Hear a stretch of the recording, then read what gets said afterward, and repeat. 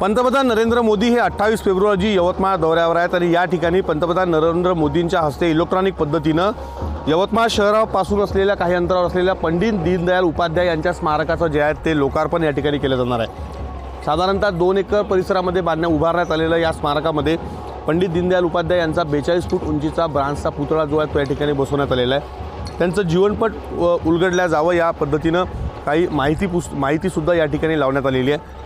नेमका हा प्रकल्प कसा आहे आपण या ठिकाणी आपल्यासोबत अजय पाटील आहेत जे सार्वजनिक बांधकाम विभागाचे अधिकारी आहेत त्यांच्याकडून जाणून घेणार। सर, कसा हा प्रकल्प आहे, किती खर्च या एकंदरीत या प्रकल्पाला आणि काय सांगाल? सर्वात पहिले म्हणजे हा प्रकल्प आपले स्थानिक आमदार मदनभाऊ येरावार यांच्या मार्फतच या ठिकाणी मंजूर करण्यात आलेला आहे आणि त्यांच्यानुसार त्यांनीच निधी या ठिकाणी आणलेला आहे। त्यांचे स्वप्न होतं की बा अशा प्रकारचं आपल्या शहरामध्ये असावं। हा प्रकल्प जवळपास 5 कोटीचा आहे पूर्णपणे मिळून आणि याच्यामध्ये ब्रॉन्झचा पुतळा आहे तो 41 फुटाचा आहे आणि बाकी जे स्ट्रक्चर जे आहे हे जवळपास 35 फुटाचं उंचाचा आहे। ते टोटल तो जवळपास 70 फुटाच्या वरती जी टोटल हाईट जाते पुतळ्याची।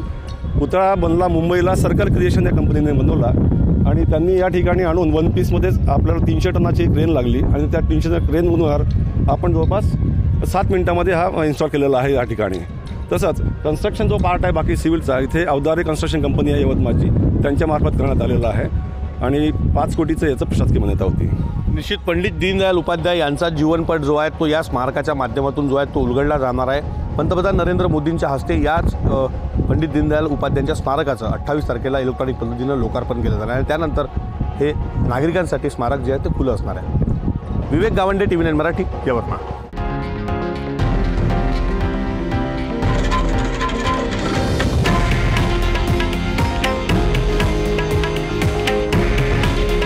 हे आहे देशातील नंबर 1 न्यूज नेटवर्क आणि आपण पाहत आहात TV9 मराठी।